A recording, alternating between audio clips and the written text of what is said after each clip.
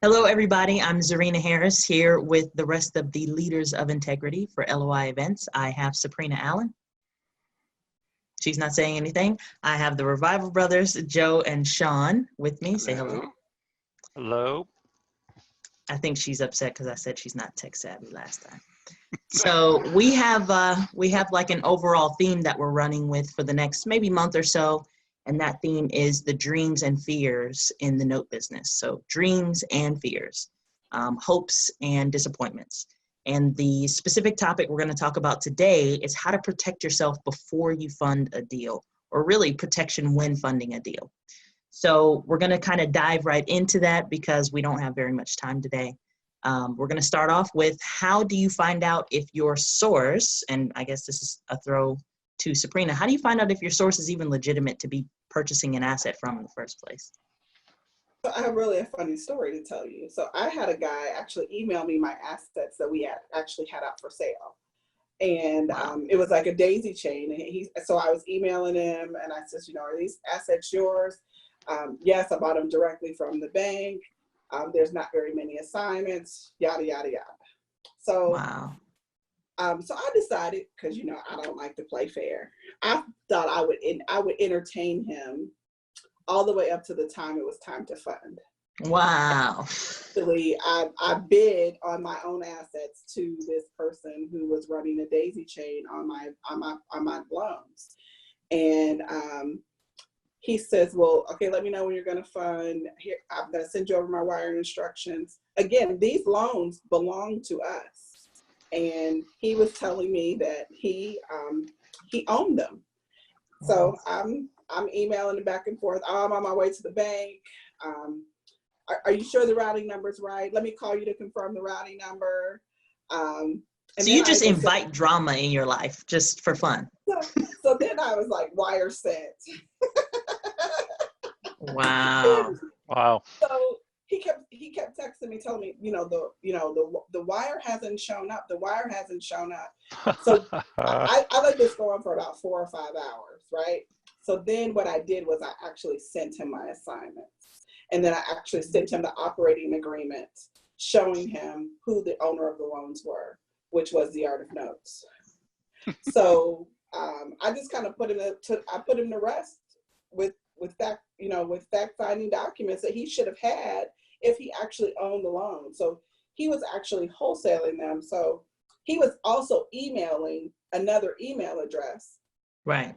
Because I had multiple email addresses, because I'm involved with multiple entities.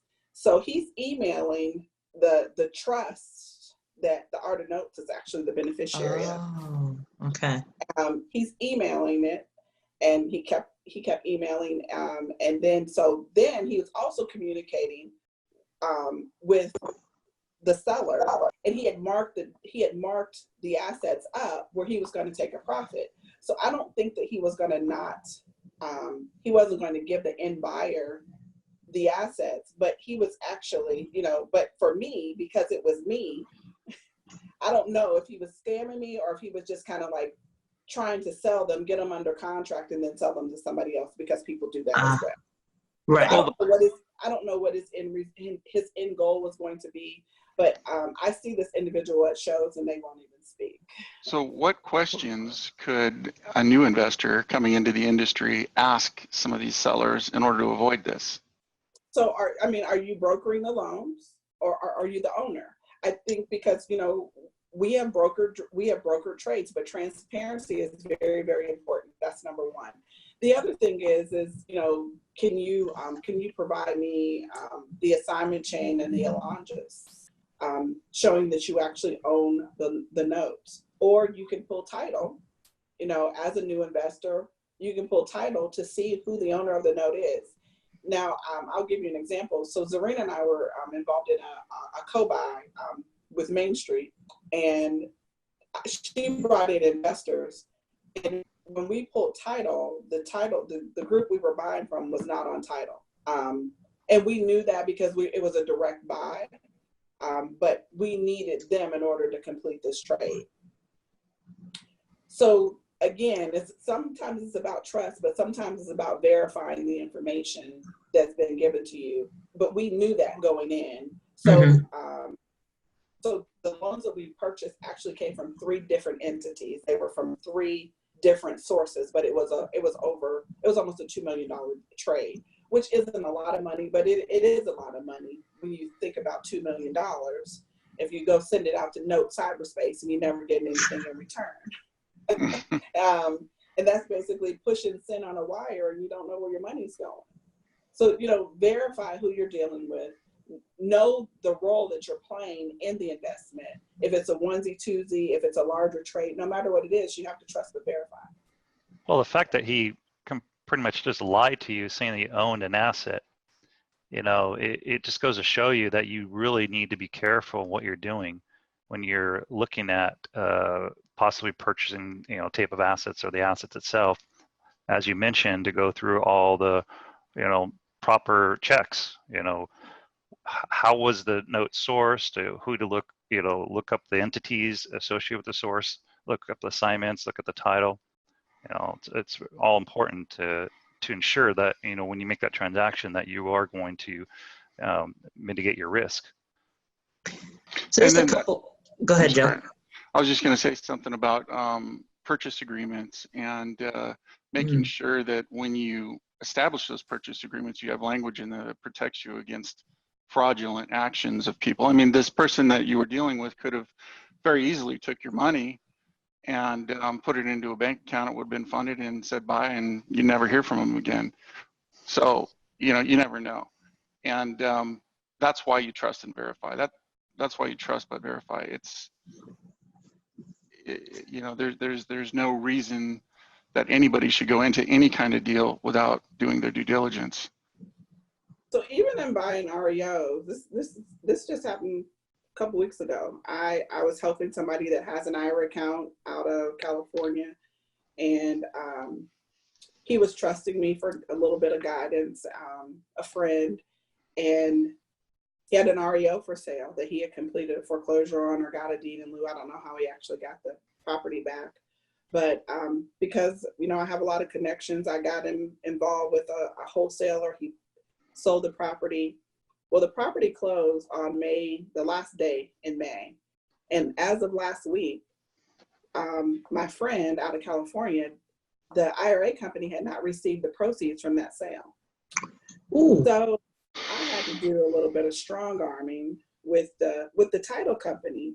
So I Googled the title company. They had a bad review. I'm like, oh, really? So now so you think that this is an industry that's very regulated with title companies and closings? Mm-hmm. The closing agent was non-responsive to my friend, wasn't responding to text messages, wasn't responding to emails.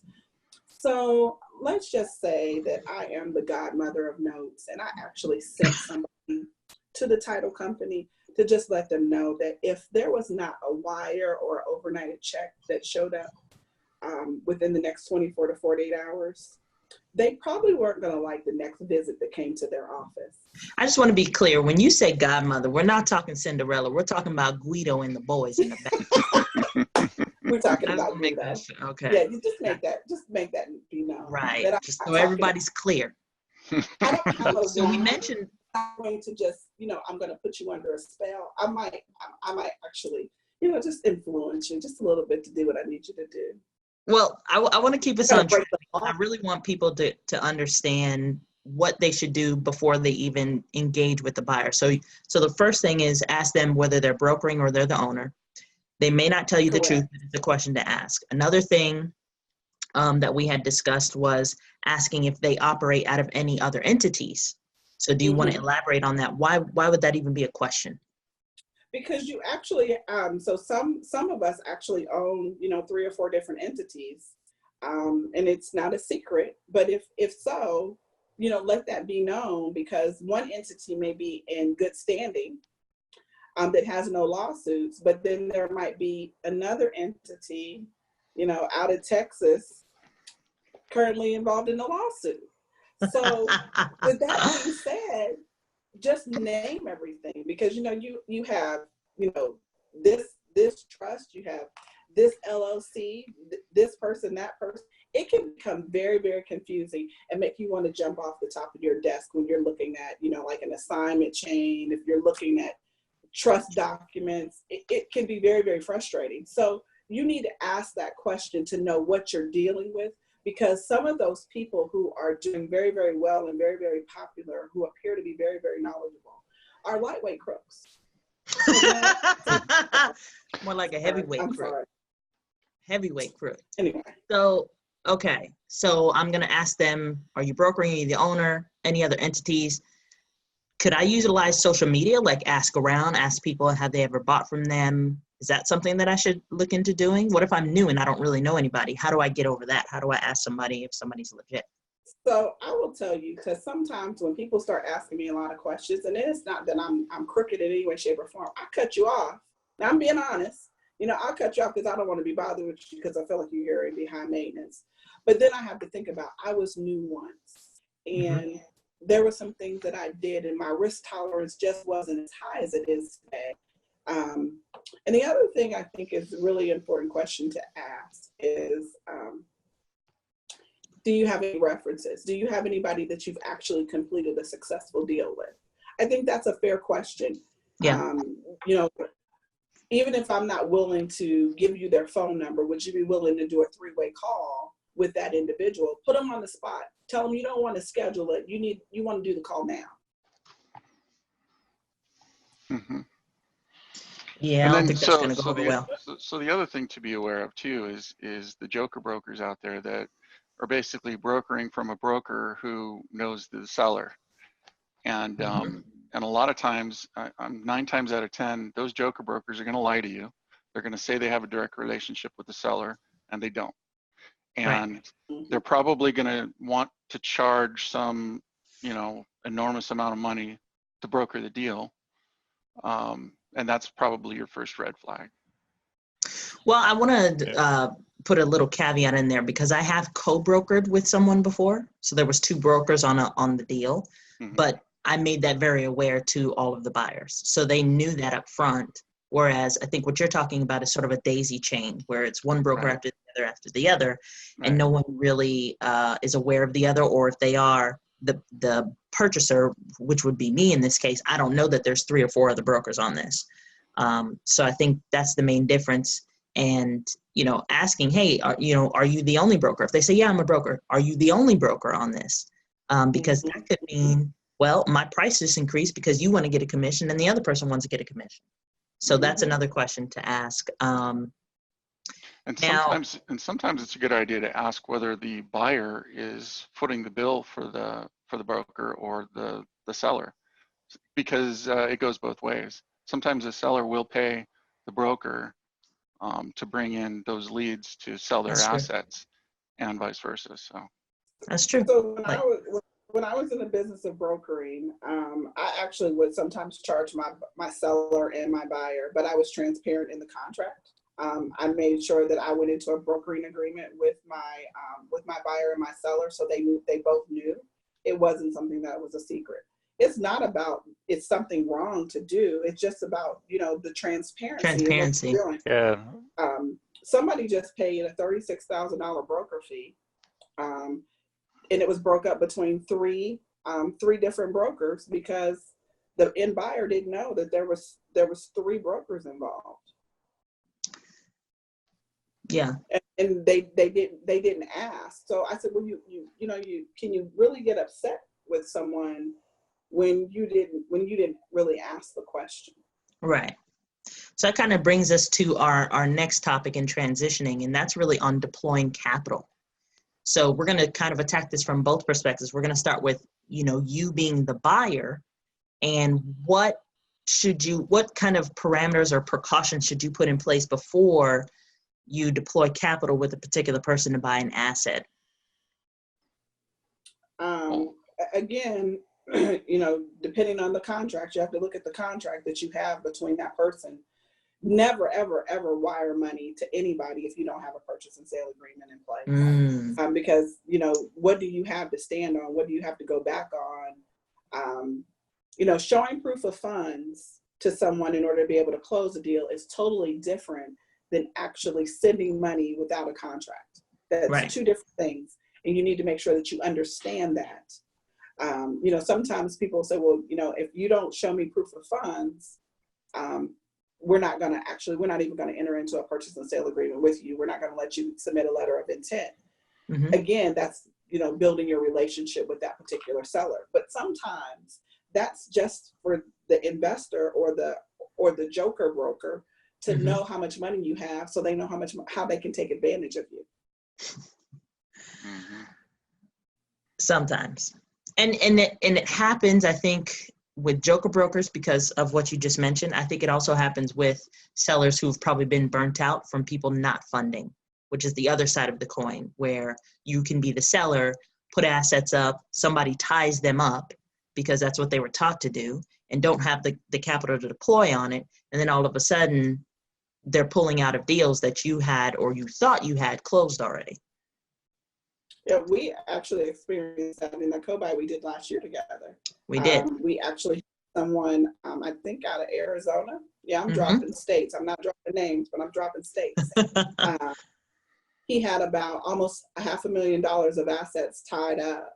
Yep. And For a month. when we got ready to fund, I actually found somebody in the interim to actually fund that temporary amount of money for us. And I had to go back with my tail between my legs and say, hey, this end buyer bailed on me. And it's hard to keep those relationships. I have $500,000 of someone's money who was bailing me out because of the relationship that we had between one another. And then I have somebody who just basically, I think, what did they fund? Like 41,000. They tied up 400,000, just to give you some perspective. And that's what we ended up with. And because of this, it strained a relationship that I had with somebody who was basically bailing me out to be able to help me fund a deal. So again, and what I did not know is that this individual didn't have the money. I'm being transparent with you guys on something that I didn't do. So learn from my mistakes. I did not verify that this person had all these assets tied up. He didn't have the money. He was running around trying to raise capital for that.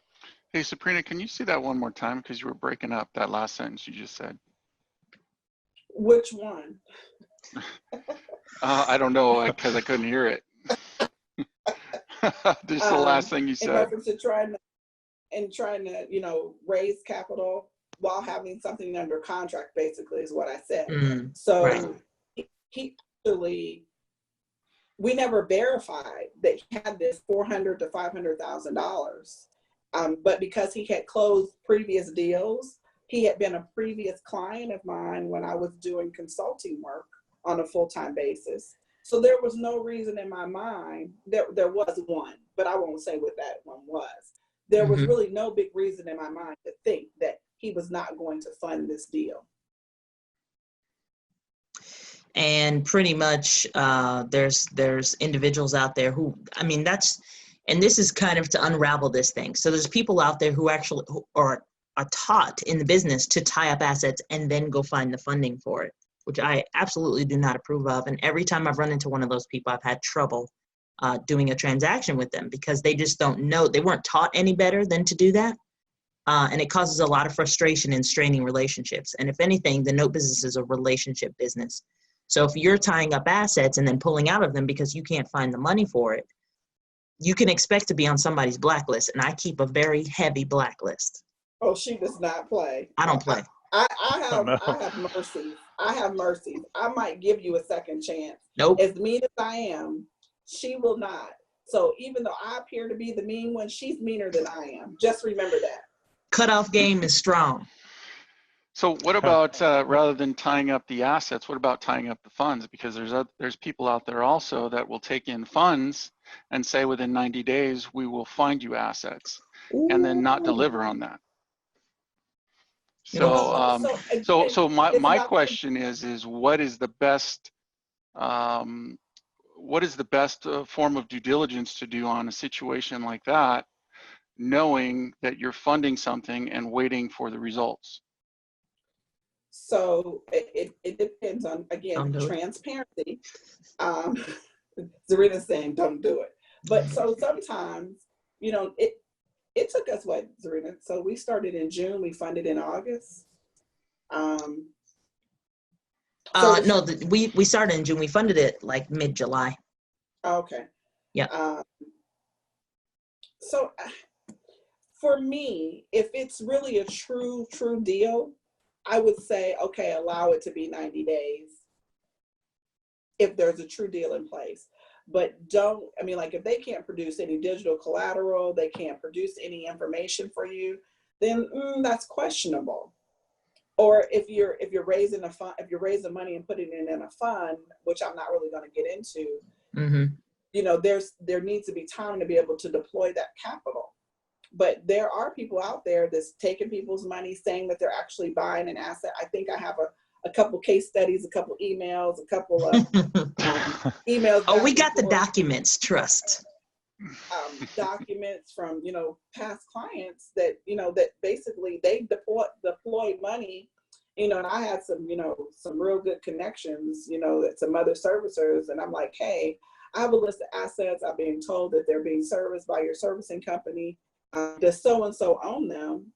And yeah, I have those kind of relationships with other servicers, even though I'm a president of Main Street Asset Solutions. But I still can pick up the phone and say, hey, do you have this boarded? Who's the owner? Oh, he's not. But he actually has a contract with someone else saying that they purchased those assets. And it's been funded. And it wasn't pocket change. It was over $200,000. Mm-hmm.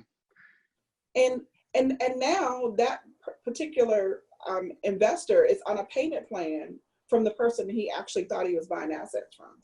So regarding that, okay, I'm telling it, and again, like I'm sweet on the surface, but if you screw me over, I've cut off game.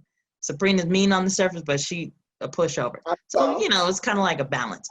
So my disposition is I'm not giving you jack diddly squat at any of my money unless you can produce a collateral file or some sort of digital file, period. But maybe they don't have it from their seller yet. So what's a realistic timeline to say, okay, if I'm giving you this money for you to buy these assets that you claim you don't have a digital file to, what's a realistic expectation of, as soon as I wire this money, I need to see in X amount of time these files?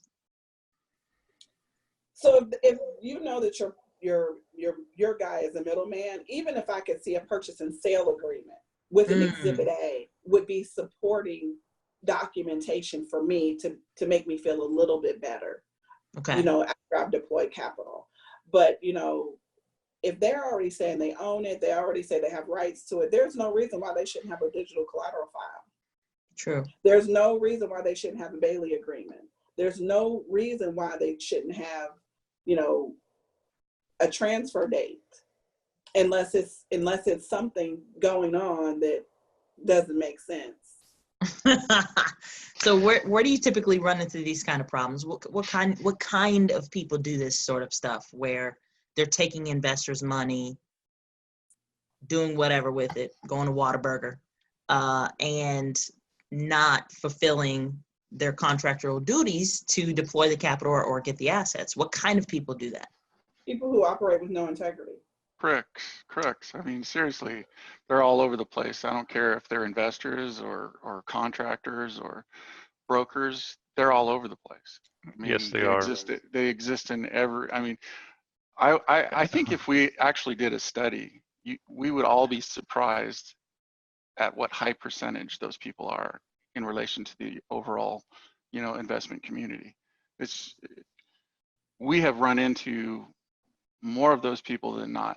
It's really sad. But we won't do business with anybody unless we've talked to people that have done business with them and we know who they are. And if we've done deals with them, we'll do deals with them again. But the second that they wrong us, it's over.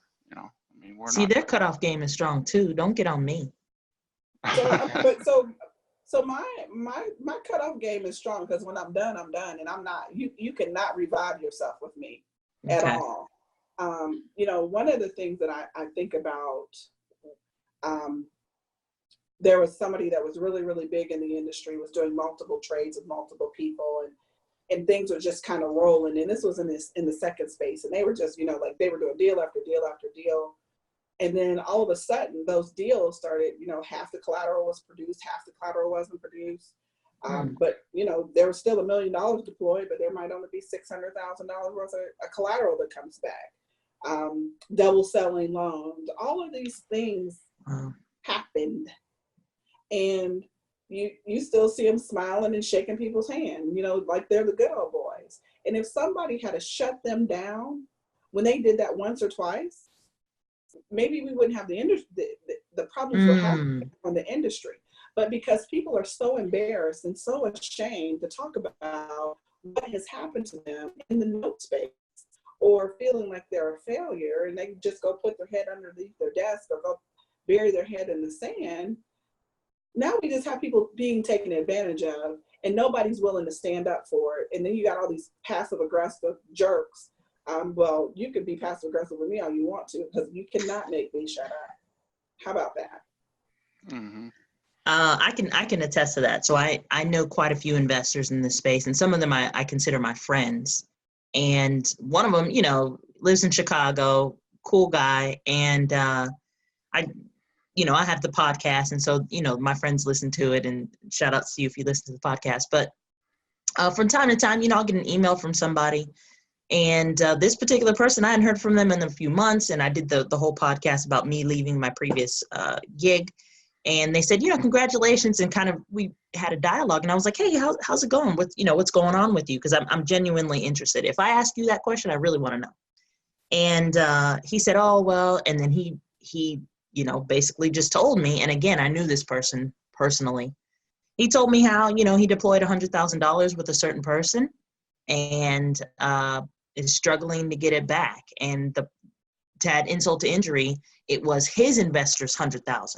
So it wasn't just his personal money. It was an investor of his, a passive person who he said, hey, give me $100,000. And then he gave that money over to this particular individual, who then screwed him over. And my first reaction was, okay, that sucks. This person's a jerk. My second thing was, why? And I asked him, I said, why did you even go to that person in the first place? You're already in the note space. You already know how to operate. You don't need somebody to do a deal for you. And I kid you not, his response was, I thought it was better than the other person I was dealing with, because they were beating me over the head and browbeating me. And so that tells you that relationships are vital in this industry. When you feel like someone's not on your side and they're degrading you and berating you, sometimes that will shove you over into the person that you think is super nice and charismatic, and they're the cool guy, and that's the one who screws you over. So I've seen it done, and again, my friend was embarrassed to talk about it. And I was like, this is not, $100,000 to some of you is nothing. To some of you, it's a lot of money. But again, the recurring theme, like Sabrina just talked about, is nobody's talking about this. Everybody's kind of like, oh man, I feel like I should have known better. You kind of blame yourself.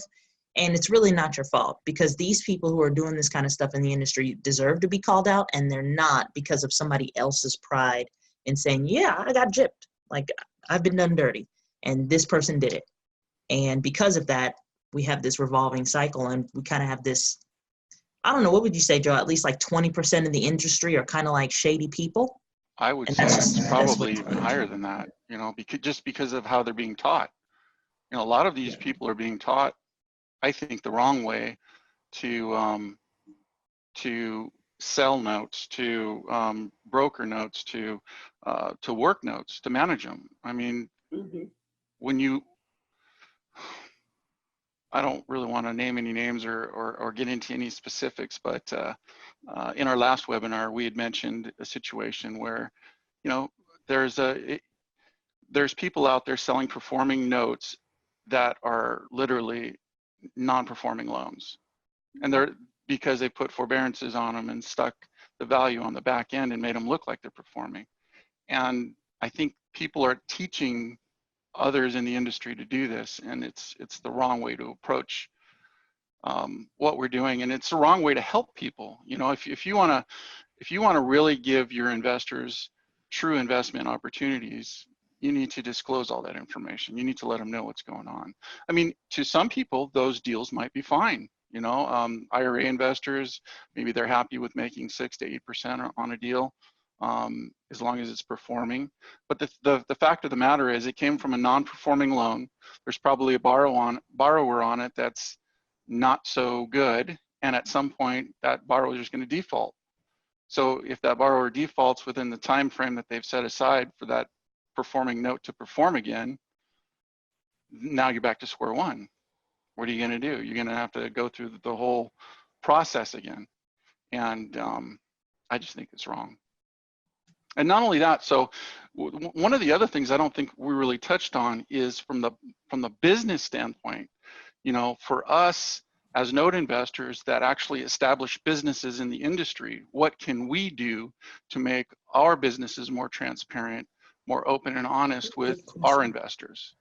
You know, what are those aspects that investors should be looking for? And you know, Sean and I ask those questions every day. And you know, we talked a little bit about funding projects before you actually get the assets in. And if you're dealing with IRA investors, for example, versus standard note investors who are looking to purchase notes at a discount, IRA investors are more passive. So those passive investors are looking for a specific return. Right. Now, if you have a business plan that works with those IRA passive investors doing joint ventures, for example, you might want to think of a way to not commingle funds, right? How can you prove that to your investor that you're not commingling funds? Your funds go into this area right here in this bucket, and that's where they stay until we actually find the assets to meet the agreement that we set with you for whatever returns you're looking for. And you touched on a good point. You want to make sure that if you're going into any type of joint venture with anyone, that you ask the question how the funds are being handled. I really think that there's a lot of people that are mishandling funds and they're commingling with other investors' funds, and that puts you in a position where you're at risk of possibly losing your funds. So you're at risk, and you're putting your investor at risk. And so I think understanding the business, if you're a business owner, understanding your business plan and how you communicate with your investors is essential, especially if we want to change the industry and bring a little more integrity back to it. So I agree. Can you have any input on something like that? I think before I get to you, I think even asking the question, you're in a good spot. Even asking the question, how could I operate more ethically or do business in a way where people trust me more? Not trust me like as a con man, but trust me that I'm going to do the right thing with their capital, their assets, their whatever. If you're not asking yourself that kind of question and being honest with yourself, then you're probably not operating your business how you should. And I also want to touch on the fact that a lot of people, and this is part of the reason why I created foundation training. If you guys know anything about Note Inc., it's just about business development. But I thought it was like just going to build software and just deploy it, and people would come and use the software and kind of do their businesses. And I ran into a wall where the people who had the desire to use the software, you know, broker loans, find a lot of performing loans for their own retirement accounts or whatever, don't have enough education to even do that. And so I had to take 3 steps back and actually create foundation training so that people understood how to price a loan, because there's people who don't know that. How to price a partial, how to look at title, what do I need for, you know, Notes 101 type stuff. And I think what happens in the industry is because you knew nothing before and now you know a little something, you don't know how little that is. And people kind of operate their businesses in a way that they think they're okay, but they're at level 3 when they should be at level 50 before they even get into some of this stuff. Any comments about that? One is examining yourself, as you stated. Mm-hmm. And if you can't be honest with you, no one else can be honest with you. Mm-hmm. Just like there's people out there that we feel like are taking advantage of people. But if Right. all they've done is take advantage of people, do they think that they're doing anything wrong? And the other thing is that they have not been called out to the point of consequence. Right. They've been called out, and they may go on payment plans. They may replace the loan. They may try to fix it, but there's been no true consequence for their bad behavior. As a mother, I had one child who didn't mind getting whoopings, and I had another child. I only had to whoop him a couple times, and he got with the program. So we got some of those same type of people in the note space.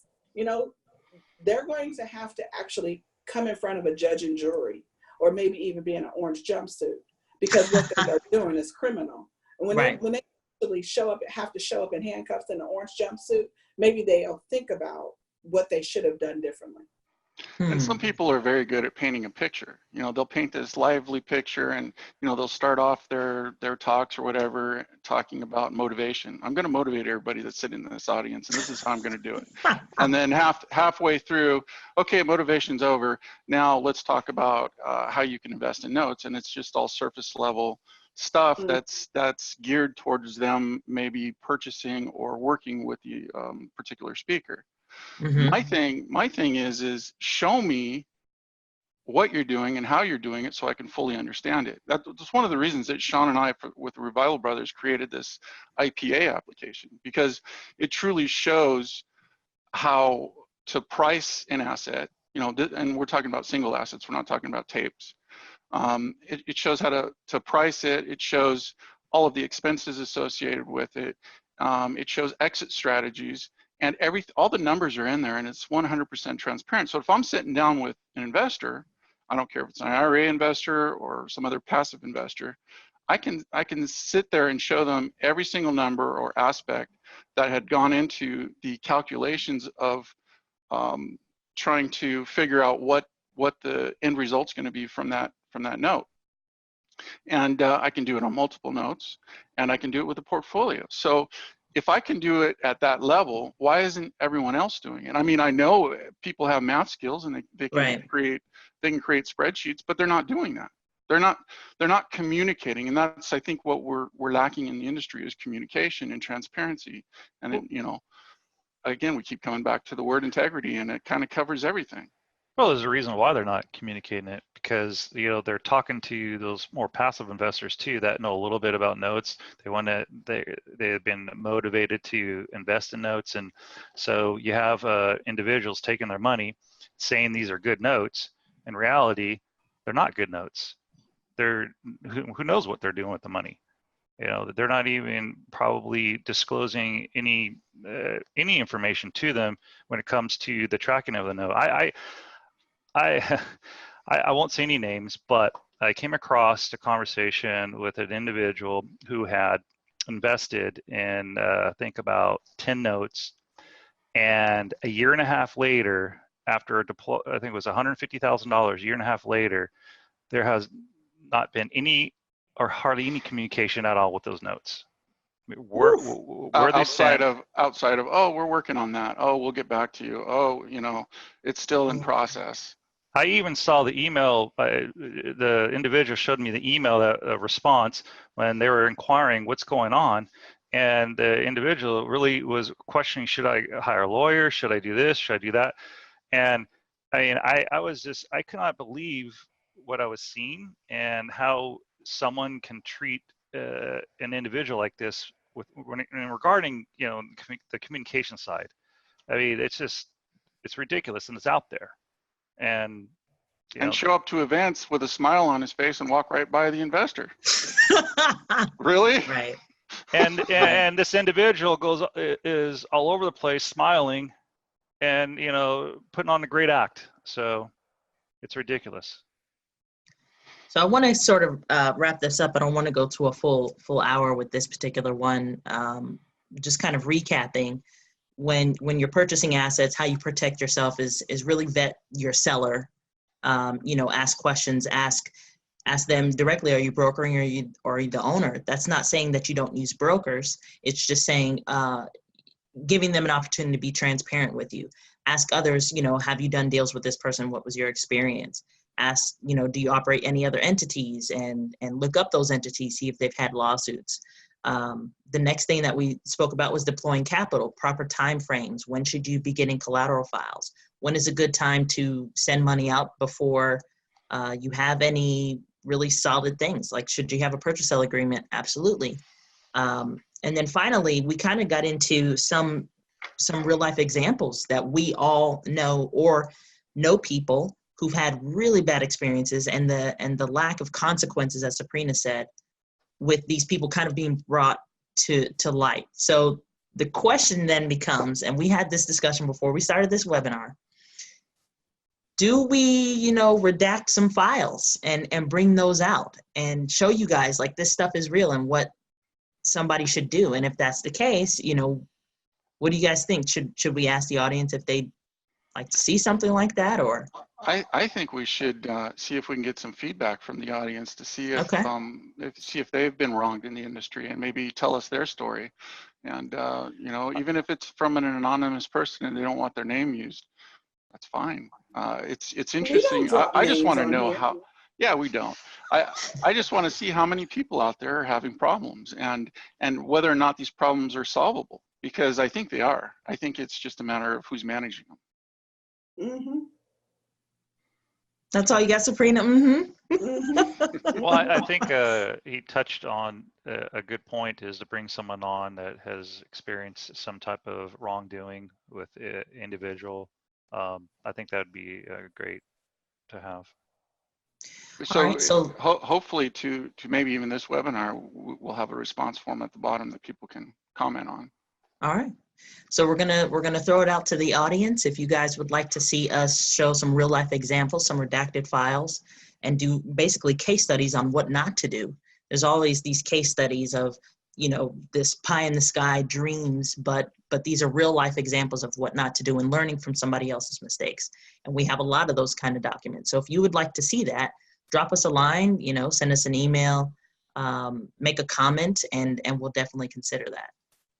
Anything else you guys want to add to the conversation about protecting yourself, dreams versus fears in the note industry before we wrap up?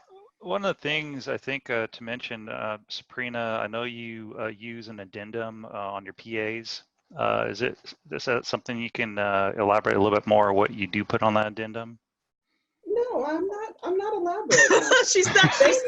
They need to actually come to a mastermind. They need to come to our live stream event. But no, I'm not giving that one away for free. I'm sorry. I don't know if you really wanted me to give that away for free or not, but I'm not. No. Well, everything's worth something in the industry, right? I mean, in order to pay for what we do, just so the audience knows, I mean, we got to make some money. And we're not, if you look comparatively to what others are charging, we're doing free webinars and we're charging very little for some of the events. Probably some of the lowest in the industry. And again, it comes back to us trying to give back to the investment community. And, I think our next event's in July, and it's only $397.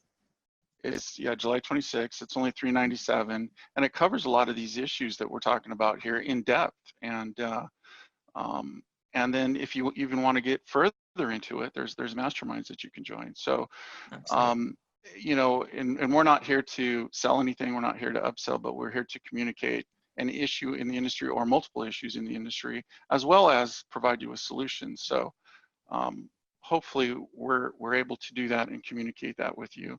We would love to hear from you, and we get your feedback. So please email us or leave a message on our website.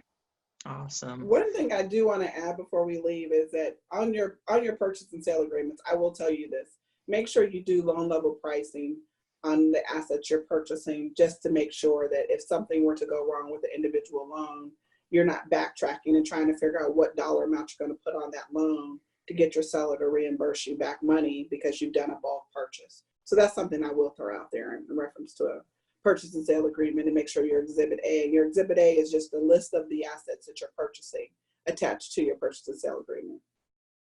And you guys thought she wasn't going to share anything. Well, if you guys want more details on that, definitely leave a comment, send us an email. This is the Leaders of Integrity signing off. Thank you. Bye-bye. Bye, guys.